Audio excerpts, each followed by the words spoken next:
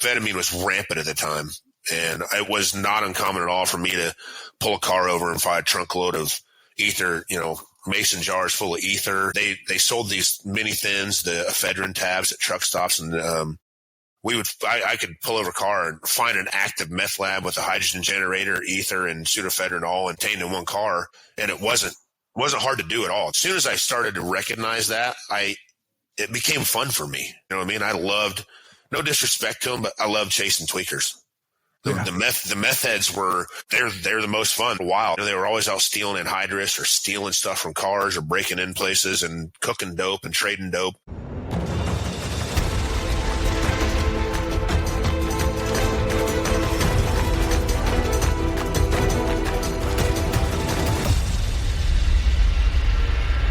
Hey guys, welcome back to this week's episode of Game of Crimes with Murph in the Morning. I'm your host, Steve Murphy.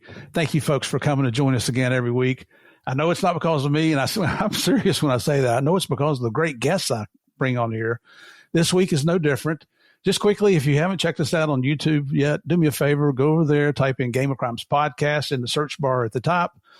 When you pull it up, take a look at some of the episodes, hit that subscribe button, maybe hit the like button, and send me some comments if you'd like to. Help a brother out here. So as I mentioned, today's guest is someone I met a couple of years ago. I should have had him on the show right away. I had his partner on the show. And for whatever reason, I guess it's just the old age thing, the old timers kicking in. Some people say Alzheimer's. I hope it's not it. But I finally got him on the show. And as soon as I asked him, he didn't hesitate to say yes. So ladies and gentlemen, it's my honor to introduce you to Dutch McAlpin, 20 plus years in law enforcement. Dutch, brother, welcome so much to the Game of Crimes. Thank you, Steve, man. I appreciate it. It's an honor to be on the show with you. You're a legend. Your story speaks for itself. So I'm honored to be here, and thank you so much for your time. Well, and that's why people bring people on here, because these guys are good for my ego. Because my wife, you guys have been listening to the show for a while. You know, my wife keeps me very much grounded. She's like, hey, Hollywood, take the trash out, cut the grass while you're out there. But this week we're going to have our opening, the small town police blotter. Sometimes I cut it out depending on who the guest is. But as usual, I didn't tell Dutch about this until about 15 minutes before we started recording, and he didn't hesitate. So, Dutch, let me just read a quick disclaimer here so we don't get sued. The lawyers tell me I got to do this, or my previous co-host, Morgan Wright, told me I got to do this. This is a show about crime. We talk about bad people. We talk about bad people doing bad things to good people.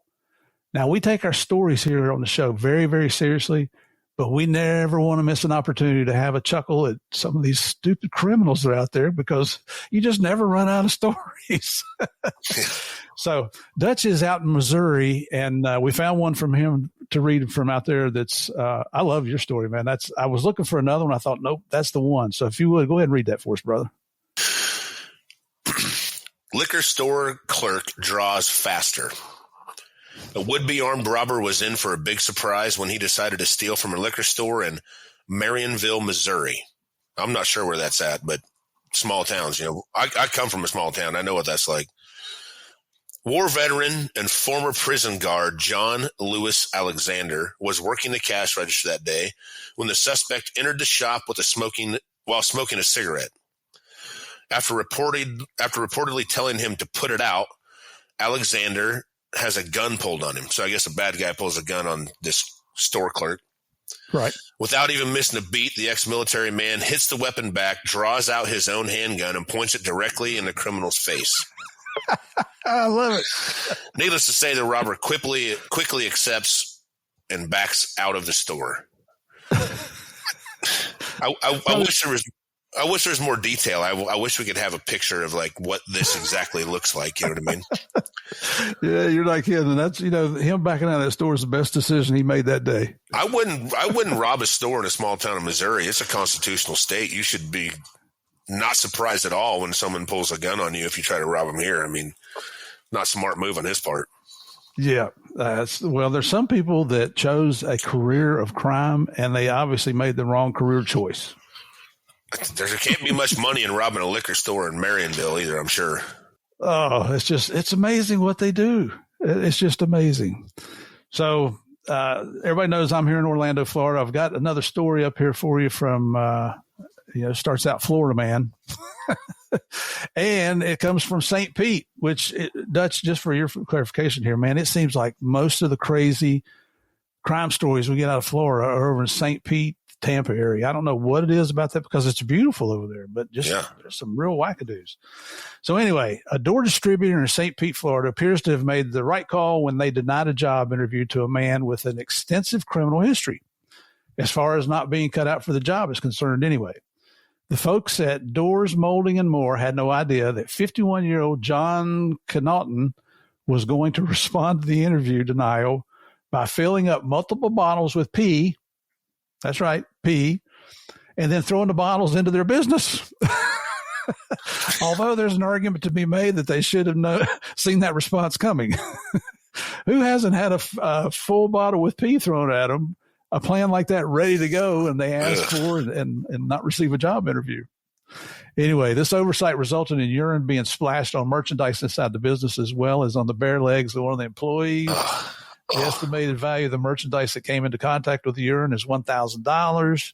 There's no dollar amount listed for the trauma to the employee inflicted by allegedly having a lunatic's pee come in contact with their bare legs. One would hope they were at least given the rest of the day off with pay, but, I doubt that happened, to be honest with you. The Pinellas County affidavit says Connaughton was charged with felony battery and criminal mischief for his urine-soaked meltdown. He added an aggravated assault charge as he fled on foot because he's stupid. He's accused of threatening to hit someone with a skateboard by raising it over his head as if to strike them with it after they chased him while he was fleeing. He probably wanted to let the guy tossing the urine go and let the authorities deal with that part. And then News Channel 8 over there adds that according to the Florida Department of Law Enforcement, Connaughton is also a registered sex offender. You prick. Yeah. And I agree with Channel 8 when they said and I could be wrong here, but I don't think any of this is going to help that guy land a job. Do you? You're telling me a 50-year-old man with a skateboard and a bottle of piss? Yeah. That's the end of the story. What I was expecting to read in his criminal history was charged with possession of meth. Yeah, for sure. We have a rule here on the Game of Crime, and that's kids don't do meth. That's our number one rule. So good rule. Brother, thank you for playing along here. I know it's silly, but it kind of gets things off because some of the topics we cover here, they do get a little dark sometimes. Yeah, they do. That's probably going to happen again today because you had such a crazy career. Yeah. And just to let everybody know how we met, there's another retired police officer out of Jersey that was a guest on the show. His name is Giovanni Rocco. He was episode 161. This was back in September of 2024. So over a year ago. And Rocco and Dutch here are co-hosts of a podcast called Inside the Life Podcast, and it's connected directly with the Mob Museum out in Las Vegas. Now, I mean, talk about a sweet gig. I'm just curious, how'd you guys land that? Excuse me, Steve. Well, Giovanni Rocco had an amazing career, and he's done some wild things, as you well know. And you, me, him, all of us that lived in this kind of covert lifestyle, I think at some point, when you live covert and you don't talk about the things that you've done, you've been through, you keep them inside, and finally enough time's gone by that you feel comfortable talking about it. It's kind of therapeutic to get it out, get it off your chest and talk about it. And it's also a good feeling when the rest of the world validates that the things you've seen and done were wild and crazy and interesting. So Giovanni Rocco wrote a book called Giovanni's Ring. Right. And I think he did a book release, the Mob Museum, and they basically got to talking to him about doing a podcast and hosting the show, and he invited me to do it with him, and we did a couple trial runs, and it turned out to be pretty successful. And Giovanni and I are so much different. I'm from a small town in Iowa, and he's from larger city in New Jersey, and he talks East Coast like no other. I mean, you hear his voice, you can tell where he's from. Oh yeah. But our contrast works well. I have a different perspective of things that we've seen. And I think you can put three people in a room and set them up with some crazy scenario that happens, and then you bring them out of the room, they'll all tell you the same story, but the perspective is a little different, right? I mean, it's the same true story, but he saw something I didn't see, or I saw something he didn't see, or he recognized something in a voice inflection or some body language that I didn't notice. And the two of us, although we're very different and we contrast each other in ways, we also really help boost each other's credibility, I think. And so Absolutely. I think the Mob Museum saw that and noticed that. And it's been a good relationship for the Mob Museum in Las Vegas, and for Giovanni and I both. All three of us have had a good experience with that show. And having you on there was definitely a highlight. You know, I remember you coming on there and telling stories, and I think we brought some stuff out of you hadn't talked about in a long time, and that was a good experience for all of us. Yeah, just so you know, I'm still having problems with those stories. No, I'm not. Sad, you're sad. That was fun, and I think that came out during season 2, which was actually, I looked it up. It was May of 25 when it was released, and again, everybody, that's the Inside the Life podcast. But you guys had Javier on there during the first season, right? Yes, we did. Yep. Yes, I was looking through some of the episodes. Man, you've had some studs on there. Yeah, we've had some great guests. All fascinating people, interesting people for sure.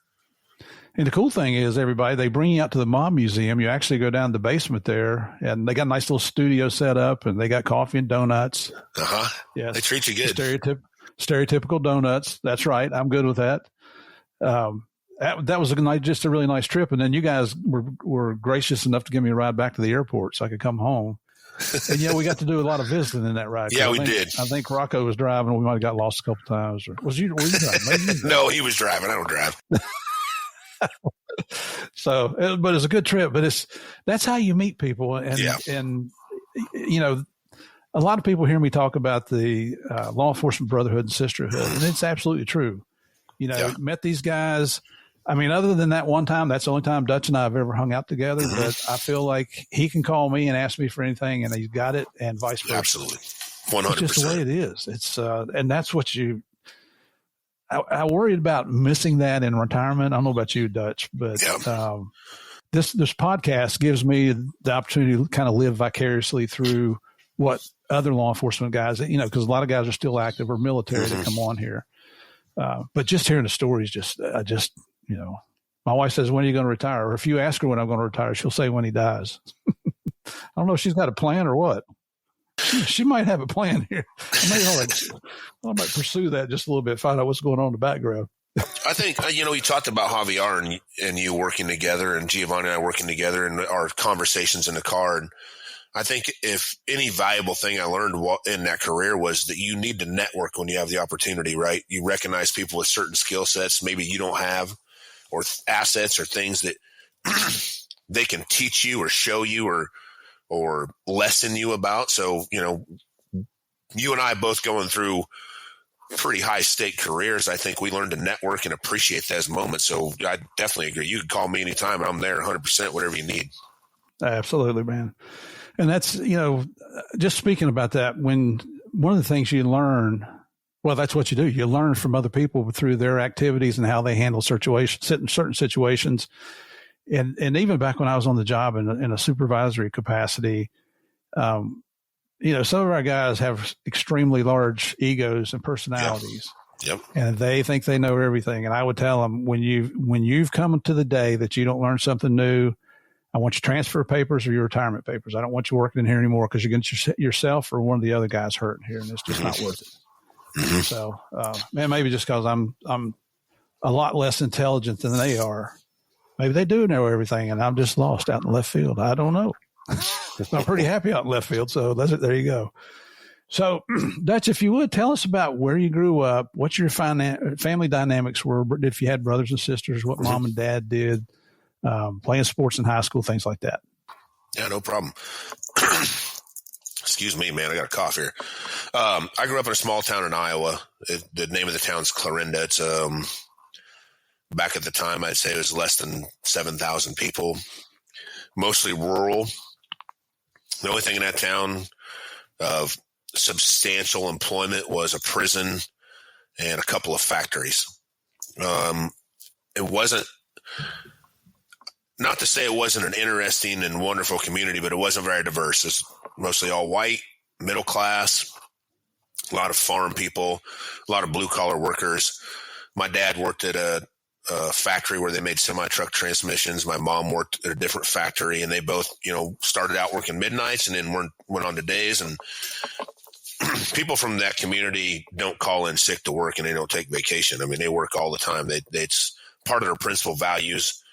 And I appreciate that. They taught me to be a hard worker, and they taught me a lot of good values. Definitely, I didn't grow up around gangs and hard people and hard lives necessarily. I knew of them. I knew they were around us. But in a small community where everybody knows everybody, I think the way you treat people comes back to you. You know what I'm saying? Like, if you're just nice to people and you just try to be open-minded and accepting of everybody in certain situations is living a different lifestyle than you, but that doesn't mean that you have to disrespect them or anything like that. I think it goes a long way.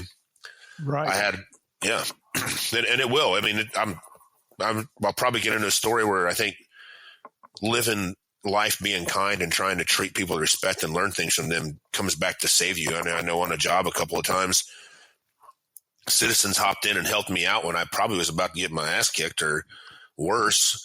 And thank God I had been friendly to them on a different call or treated that neighborhood fairly at least, and they helped me out and probably saved my butt more than once.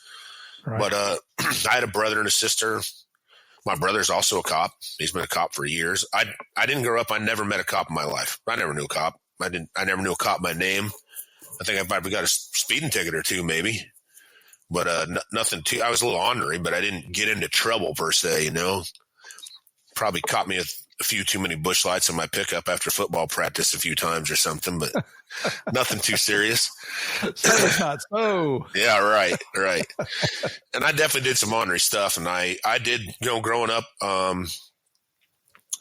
There was drugs around. There was methamphetamine. There was marijuana. There was, probably all the drugs that every city has access to, and they were in the community, but you kind of had to search for them and look for them if you wanted them, and everybody kind of knew where to get them. That wasn't my thing. I played football. I wrestled. I boxed. I boxed in high school. I fought in the Golden Gloves. And when I say I fought in the Golden Gloves, I didn't win in Golden Gloves. I got knocked down, man. I got beat up bad. That wasn't a successful thing other than good training and good education, but I wasn't good at it. But I did box, wrestle, and play football. My brother is 13 months apart from me. He's my younger brother. And then I have a sister who's younger than us by that. But we grew up in a good community. My parents were together most of our life. They eventually got divorced late into our high school years. And that's just part of life. That's what happens. But I still had a good upbringing and a good, stable family, surrounding. I had my dad in my life. I had my mom in my life. I think one of the kind of significant things that happened to me is I didn't know any cops, didn't want to be a cop. I hadn't crossed my mind yet, but at some point my dad had lost his job. A bunch of people gotten laid off, and we moved to a town outside of Detroit, Michigan called Ypsilanti.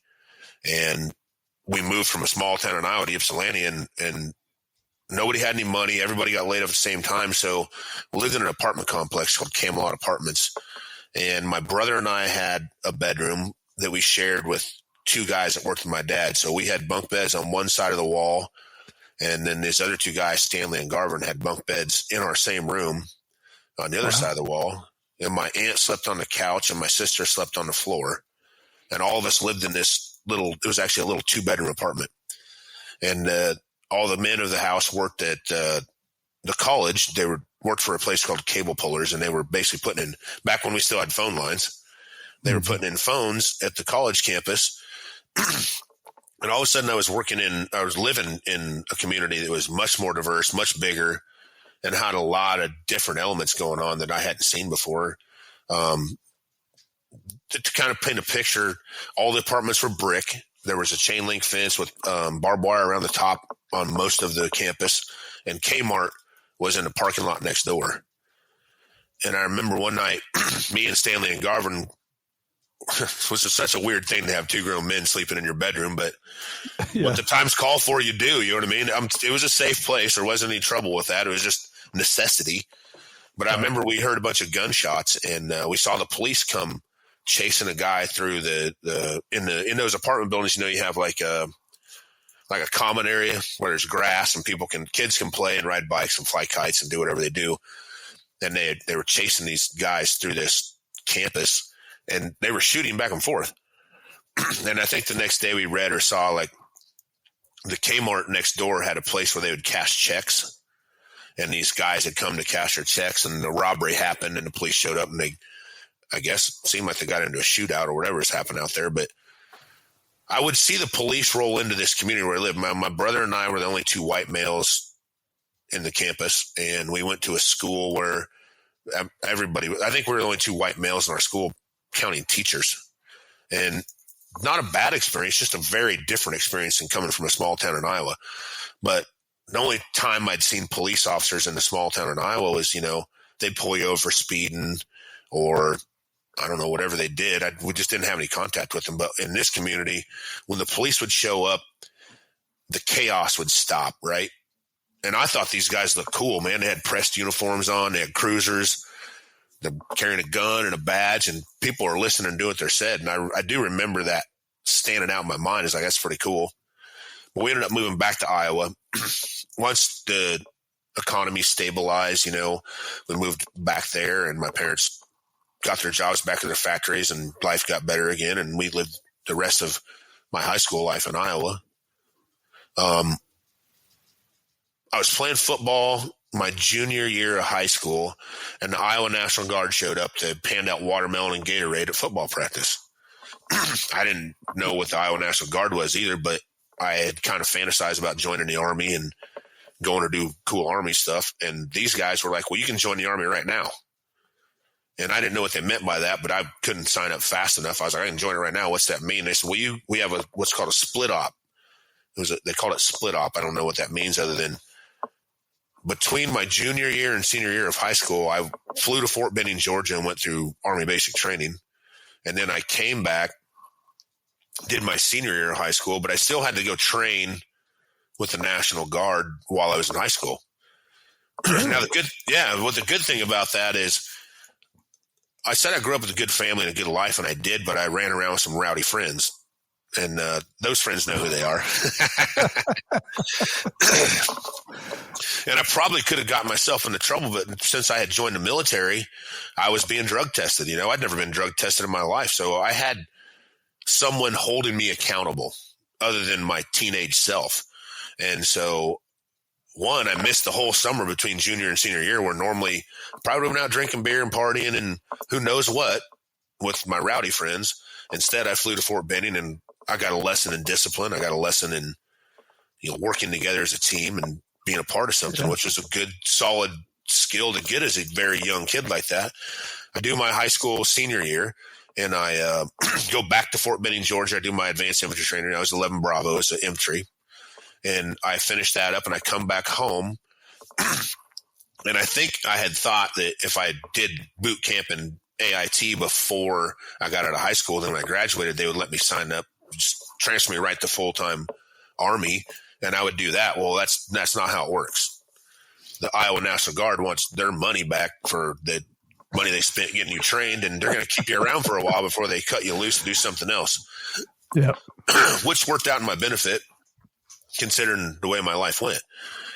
I don't really know what I was going to do for a job. I had enrolled in college. I had a GI Bill right away, so I enrolled in a community college there in Clarinda, and that was not for me. I mean, we'd be sitting in class. I was doing night class, and me and my buddy Riley would be sitting there figuring out ways to get out of class and go hunting and drink beer and hang out and do fun stuff together instead of paying attention. So college wasn't my thing.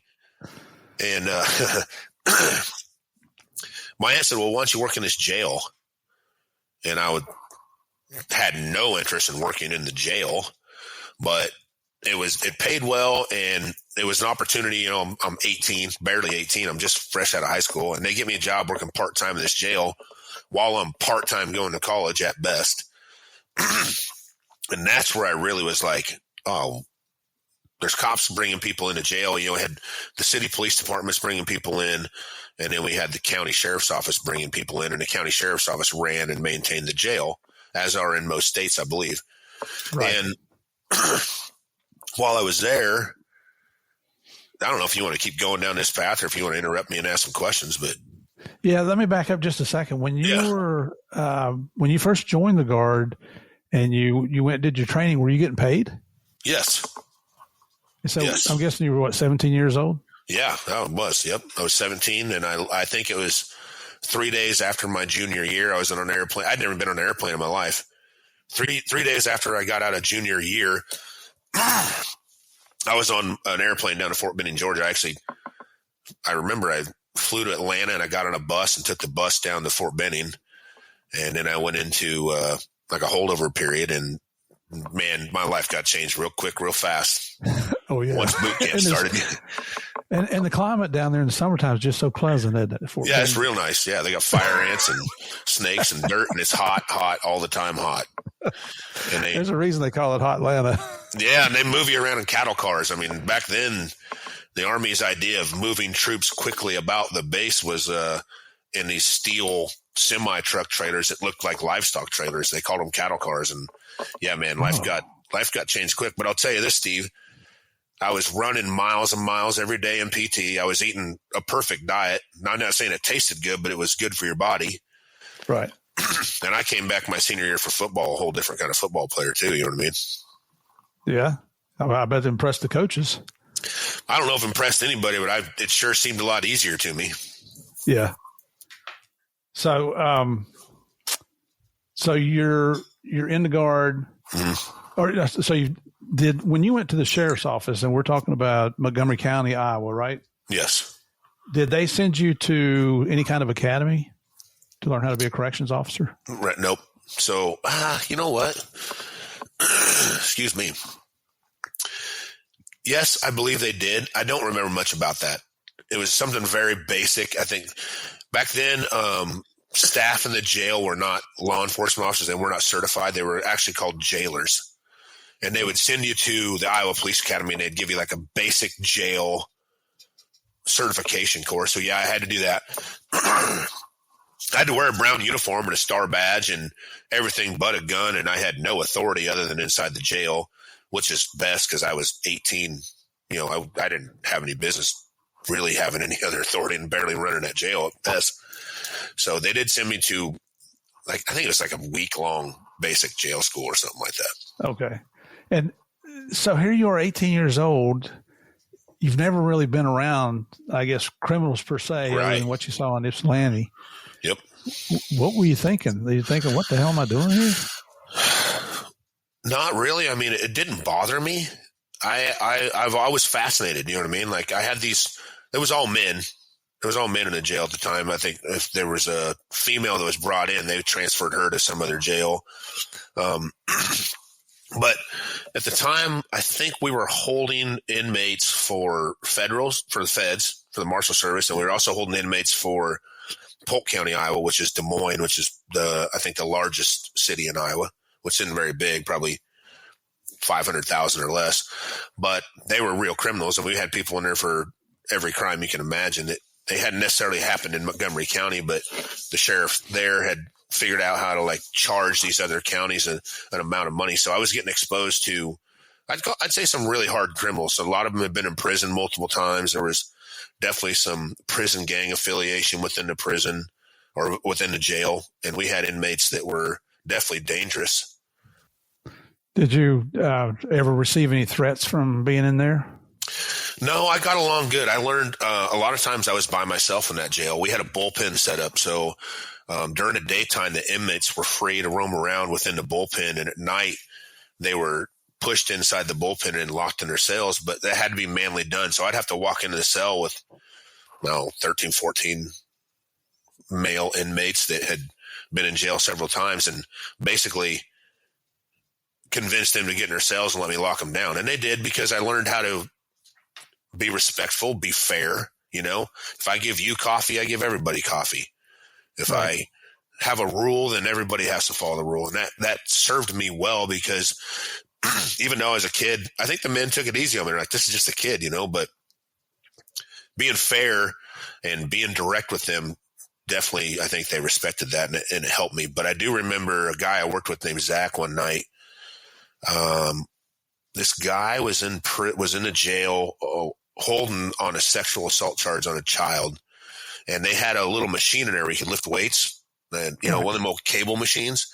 And Zach was doing his jail check in the middle of the night. And I don't know if they weren't locked down or what, but this guy had taken that cable and figured out a way to saw through the cable and had it in his hands. And he choked this kid unconscious. Zach was 18, 19 years old too. And he choked this jailer unconscious in the middle of the night and escaped from the jail. And we ended up recovering him down in Mexico months and months later. But I guess I just don't want to take away from people that work in corrections. It's not a fun job. It's not fun at all, but it can also be dangerous. And, managing that kind of population is its own kind of job.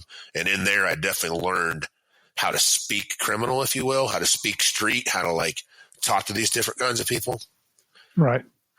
Yeah, Javi and I speak to a lot of, we do a lot of NARC conferences around the country, but we also speak at a lot of gang conferences. And I'm actually on the board of directors for the Southern California Gang Conference out in San Diego. And you look at these guys and I'm just thinking, why did you choose to be a corrections officer? But especially in California, well, and I guess, most of the states now with all the gangs that are in the prisons, especially the Mexican mafia and all the offshoots of that. And then you got the white supremacists and the black gangs and, the other Hispanic gangs. When you sit down and talk to these guys, they know their stuff. I mean, it's impressive to talk to them. They know relationships between each other, who's responsible, who the shot callers are, the language that's used, the things to look out for. Mm-hmm. They know how to cultivate snitches within the prisons, which I can't imagine doing that.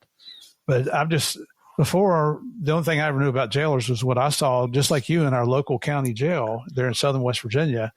And I'm thinking, man, I did a summer internship and spent 5 weeks at the county jail. And I thought, this is the last thing I ever wanted to do. Oh, yeah. It was horrible. It stunk. Just people were all nasty in there. Yeah.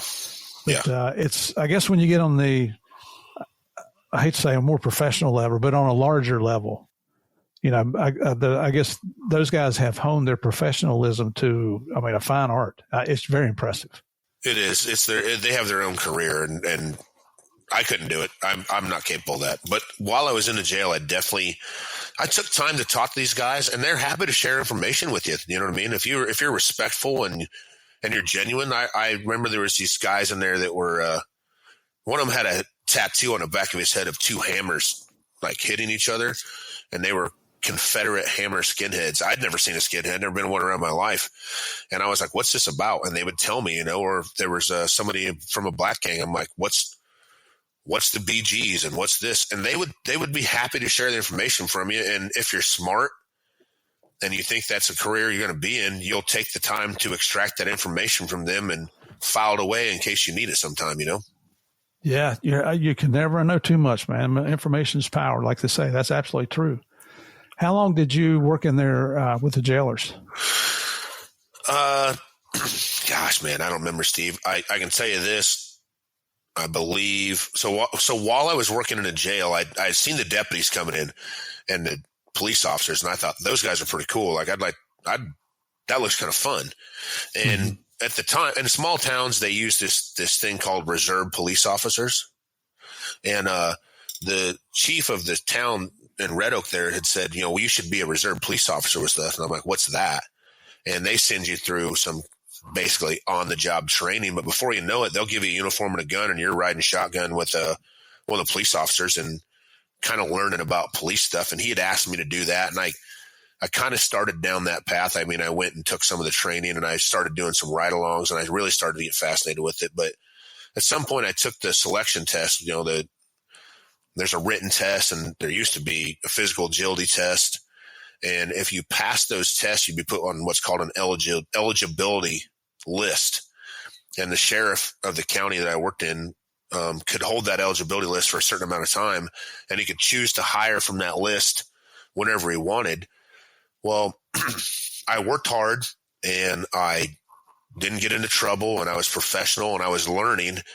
And for some reason, one of the deputies there had been charged with a very, very serious felony child abuse. I think he had twin babies, and he had broken the arm of one of the kids and broken a leg. Yeah, it was bad. It was really, really bad. And it's a bad image for law enforcement, a bad image for the community. And it was bad for me because I looked up to the guy. I thought he was a good guy. I had no idea he was capable of that. And the sheriff's office kind of was going through a really hard time. They were losing personnel. A couple guys left and went to the state patrol. And because I had been there and he'd already gotten to know me, and I think he was tired of having people come in and work and stepstone and move on or turn out to not be a good professional officer, he decided to give me a chance. And he called the Iowa Law Enforcement Academy and said, I got this kid I want to send to the academy, but he's not 21. And they did some – you went through this. I remember you told me this on our podcast, Inside of Life. I believe I was 19, and they said, the sheriff's office can own the gun and they can buy the ammunition, and the kid can carry it on duty. Yeah. And so they sent me to the police academy. I mean, within a week or two, I was at the Iowa Law Enforcement Academy going through my first police academy. Wow. And how long was that academy?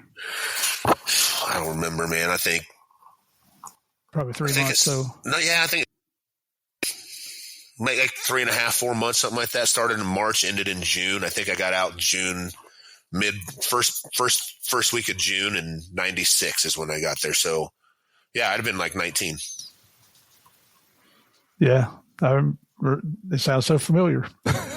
Yeah, and the academies back then, I think they're a little different now. Some of them are the post academies. A lot of them are letting them go home at night. Ours was pretty militarized. I was actually on a National Guard camp, and we had to run in formation. We had to stay in our barracks every night. We were allowed to go home at the end of our training on Friday, but we had to be back there by Sunday night.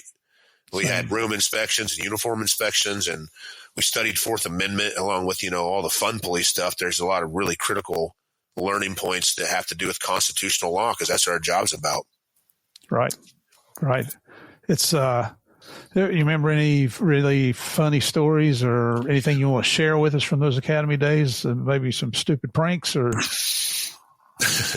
Well, they had a lot of fun with me because most of these guys were grown men, going through the academy, and they called me Junior.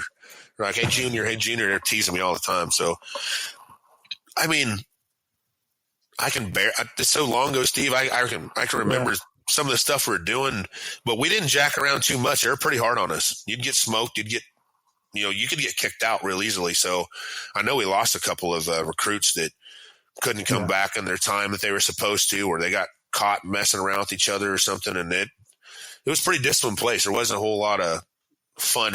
Law enforcement for me was very fun, but not at that moment. It was more like boot camp again. Yeah, my first academy was the West Virginia State Police Academy for basic law enforcement because I was a city police officer, and it brought a whole new level of discipline that I wasn't used to. It was the same way. We had to live there. I don't think I've ever told this story. So we get to come home on weekends, and whatever girl I was dating at the time, I had a little too much to drink, and she's driving me home one night, and I'm snockered, and she had a Boss Mustang. I mean, that thing had the 4-speed her shifter full of street, and this kind of Volkswagen passes us, like pull up next to him. And she pulls up next to him. Of course, we have words, and we end up out in the street fighting in the middle of the street. And when he came at me, he clawed the face, and I had blood. Just how your face bleeds when you're shaving. Well, he's got like 6 good claw marks on my face, just down my face, and so we're down on the ground wrestling around. And she said, "You want to go get the police?" And I said, "Yeah, go get them." And within just a couple of minutes, I hear this massive motor screaming down the street, and it's West Virginia State police officer that I knew, a guy named Randy Howe, and he's got a deputy sheriff in there with him that I knew him also, and his name escapes me right now. I can see his face, but they got out and saw that blood on me, and they're like, "Oh my God, Murph's getting killed here." Yeah, and so they got him under control, but I had to go back to the academy like that. That was a Saturday night, and I had to go back on Sunday night. And I come walking in, and they're all like, "Oh my God, would you were in a car wreck? What happened? Did a banshee attack you?" And it was other people, people think they call it wild, wonderful West Virginia. Well, the people in other parts of West Virginia think Southern West Virginia is just like out there. Like it's like a no man's land, and people are crazy down there, and they're the nicest people in the world. But come back in looking like that, it's like, yeah, I had a little tussle over the weekend. Everything's good. Stupid things. That's 19 years old. That's what 19 years old. Yeah, that's right. I'm not sure I had any business being in law enforcement at 19. It seemed like a good idea at the time. You know what I mean? But yeah. I don't think I was ready for that. Were you still in the Guard during this time also? Yeah. I stayed in the Guard for 6 years. I had a 6 and 2 split, so I had to do 6 years in the Guard. So I did throughout my early career there. I was still in the National Guard, and we just would train. I was over in Germany for a while. I got to travel around a little bit with them, and I met some awesome, wonderful people. I met some, interesting enough, my platoon leader of my National Guard unit, when I went to work with the police department there, which was bigger than I was used to, he worked there as well. And so a couple of guys I had known from the National Guard ended up being police officers at some point in my career with me too. So I guess it was kind of like a feeder club to law enforcement. You know what I mean? Yeah. There's a lot of crossover there. Mm-hmm. How long did you stay with the sheriff's office as a deputy now until you moved on to the city? Oh man, I think, let's see, 96, about 6 years, maybe 7 years the most. I think I was there 6 years and then I moved. Was there an event that you thought, I'd rather work for the city than the county? Yeah, I mean, yeah, there was quite a few events, I remember when I got out of the academy, then Montgomery County didn't even have an FDO program. I didn't even know what that was. They basically got out of the academy, you're certified, you got a gun and a badge. Go protect the world. Go do some stuff, and I had a sergeant that had to do a ride along. I think I rode with him for like 2 weeks, and he was basically just telling me the layout of the county, like, don't get lost out here. You're by yourself. Your backup's minimum 20 minutes away, if there's even anybody awake to back you up. And I remember we pulled a car over. It was in the evening, and the street light lit her up, and this lady had a little kid standing on the front dashboard, so he wanted me to write her a ticket. And it's all fun and dandy when you're in the academy and you're pretend copping, but I walked up to this lady car, and I'm all of a sudden I'm at a loss for words. Like, I'm the boss. I'm 19 or 20. I'm the authority here. You know what I mean? And I end up writing her a ticket, and I go back and I hand her the ticket book, and she signs it. And I'm like, all right, now you have a good night. And I go back to the car, and the sergeant, his name was Butch. The sergeant's in the car. He's like, you give her a ticket? I'm like, yeah. He's like, where's your ticket book? I just gave her the whole ticket book, and she drove off with it. Souvenir. I had to go pull her over and give my ticket book back again. She wasn't very happy about that. Yeah, real embarrassing, but it's humbling too. You know what I mean? Like, holy crap. I can tell you, I went through. So with that, I started to kind of there was not a lot of calls for service in small towns. If you think big cities don't call the police on each other, small towns don't call the police on each other. They're very neighborly. They're very aware of their neighborhoods, and they kind of let each other handle their own business. If you get called, a 911 call comes in for a call to service in these smaller communities, at least in my experience, some bad was happening. Yeah. So I spent a lot of time patrolling, like literally working. Amphetamine was rampant at the time, and it was not uncommon at all for me to pull a car over and find a trunk load of ether, mason jars full of ether. They sold these mini thins, the ephedrine tabs at truck stops, and I could pull over a car and find an active meth lab with a hydrogen generator, ether, and pseudoephedrine all contained in one car, and it wasn't hard to do at all. They were everywhere. And as soon as I started to recognize that, it became fun for me. You know what I mean? I loved, no disrespect to them, but I loved chasing tweakers. The meth heads they're the most fun. They're wild. They were always out stealing anhydrous or stealing stuff from cars or breaking in places and cooking dope and trading dope. And I'd pulled over. Remember earlier I was talking about, if you grow up in a community, you're nice to people, it comes back to you. Right. So I'm going down the highway. It's Highway 34. It's like 2:30 in the morning. And I see this black Monte Carlo coming up the road. And it's probably I don't know, maybe like a 70s, 80s Monte Carlo, the old long boxy ones. The windows are blacked out. The whole car is black. And he looks like a bad guy, right? Because I'm not saying we profile, but you kind of do, right? You kind of profile a vehicle and an image and a time of day and a time of night. If you're smart, it's a good way to do work. So I just turn around to follow this guy. He turns his blinker on to turn left. And if you turn left, you can go back into town where the lights are and where people are. Or you can turn right and it goes down a gravel road where it's dark and a couple of hills into the gravel road. No one can see you or hear you. So his blinker's on to turn left and he turns right down the gravel road. I'm like, I'm so excited. I have probable cause to stop this car. I turn my lights on, my overhead's on, I'm ready to go. I'm in a position of authority. And he rolls a couple of hills and he gets to the bottom of the next hill and he stops, puts the car in park. You see the brake lights come on, it's running. And I walk up to the driver's side. And the guy, I remember he had big, bushy, curly hair. He had a black leather jacket on. And kind of talking about being in a jail, you're learning how to talk to people. And I'm getting indicators and I'm recognizing that something about this car isn't right. But I'm young and excited and inexperienced, so I'm not paying attention. I smell alcohol in his breath, and I'm like, I'm not surprised, Steve, it wasn't probably my first DUI. And I grabbed the guy and I pull him out of the car, and he is very standoffish. He's looking around. He's paying attention to his surroundings. He's looking around, and I can tell he's making a decision, right? Right. And I end up, the people in the car are shifting around. They're moving around. I didn't call for backup because we didn't have backup. I hadn't learned that when you recognize something's out of whack and something could be a little dangerous, you need another car, another light, another set of eyes. I'm just going to handle this on my own. And there's a heavy set guy sitting in the front seat and two girls in the back seat, and they're nervous. They're real nervous. The people in the car start wanting to get out, and they're like, can we leave? I want to call a ride. Can we leave? We're not under arrest. Can we leave? And I let them. A car finally shows up, and I'm just thinking, let's get them out of here. They jump in a car and they roll off. And I put this guy in the back seat of my car. He's in handcuffs now. I've arrested him for DUI. I remember he's wearing jeans and cowboy boots and a black leather jacket. And I'm doing inventory of the car, and there's a mound underneath the passenger side floorboard. And you being in DEA, probably remember the crank days. I'd never seen crank. I knew about this stuff, but I hadn't actually seen finished crank. And I rolled up. There's a Tupperware container in there, and there's a bag on the bottom.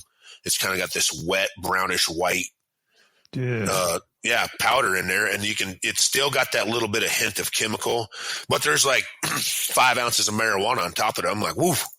I'm like, I got him. I found a bunch of marijuana. I think I'm doing a big deal. You know what I mean?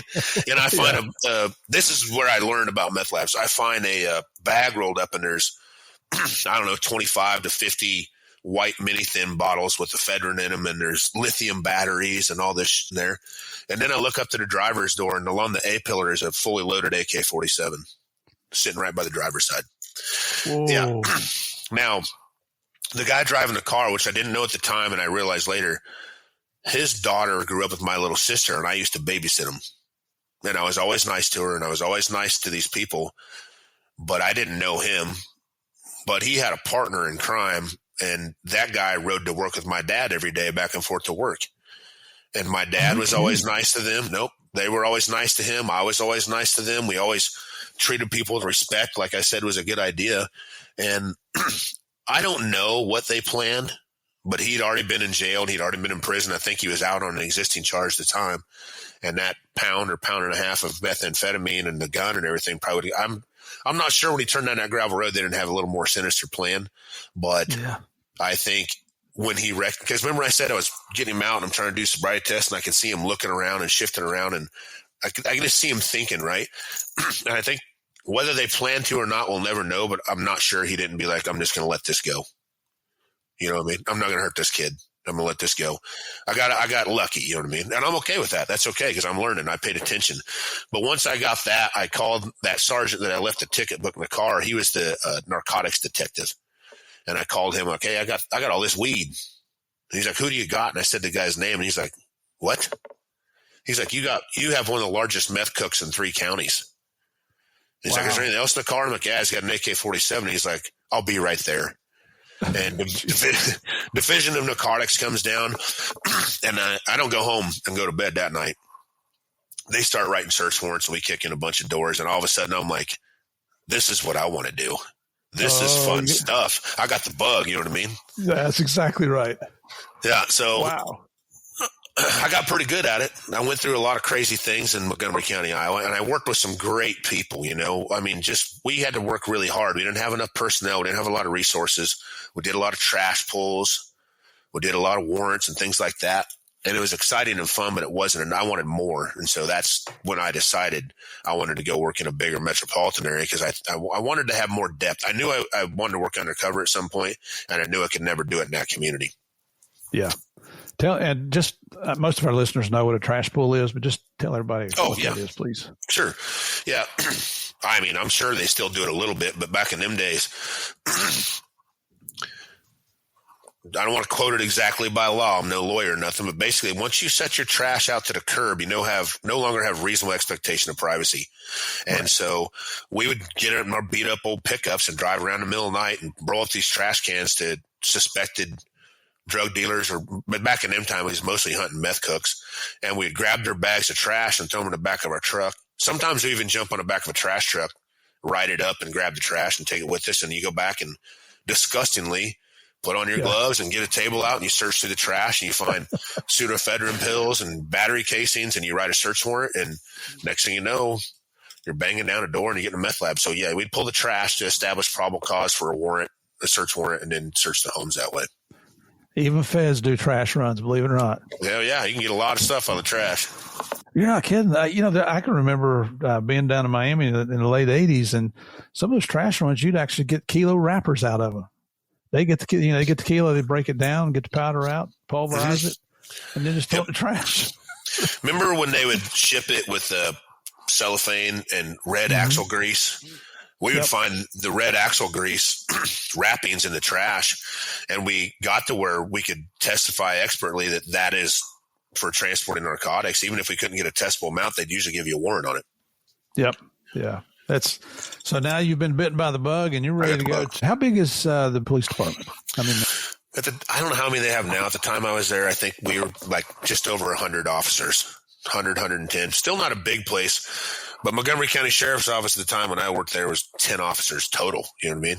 Probably counting the sheriff. It was one. When you were on shift, you were by yourself. So now we had more than one precinct. You know, we had a lot of different divisions. And, you know, of course, I went straight to midnight patrols. I had to go back through another academy. And I had to go through an actual FTO program, which I was very thankful for. That's a professional way to do business, you know. I talked to one of my old chiefs not too long ago, and I said, remember when you had the FTO program? We had a 43% attrition rate. We would cut 43% of the officers from FTO, and he said, if you guys want to keep them, you keep them, but if you don't want to work with them and you don't feel they're safe, cut them. And we were cutting people because back then, you know, when people applied for police jobs, you get 200-300 applicants for 5 spots. Right. So you got the cream of the crop that way. Yeah. Yeah, definitely. Is that a suburb of Omaha? Yeah, it's a border town, Omaha. So Harrison, north side of Harrison Street's Omaha. South, I think the Omaha Metro is right a million. It's a pretty good sized metropolitan area. So it's only 100, 110 officers. It's a pretty big city. You know what I mean? Like we had all the same crimes that any major metro has to deal with.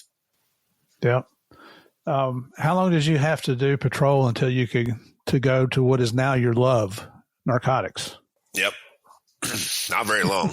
I didn't have to do it very long at all. I think luckily I had gone through and I had experienced working alone and had to figure out how to do more in-depth law enforcement by myself. When you get in a bigger department, you have a detective bureau and you have this and you have this and you have this. When you work by yourself, I mean, I'm pulling trash on patrol.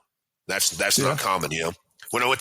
You better not be pulling trash on patrol. You got calls and you got stick to a district. You know, you work whatever district. You don't work the whole city. You work whatever district that you're assigned. So I remember my district was 741. They called it, but some districts were better than others, and some were much more busy than others. I think I was hired in there in 2003, and in 2005 I went to the narcotics. So it was called Special Investigations Unit.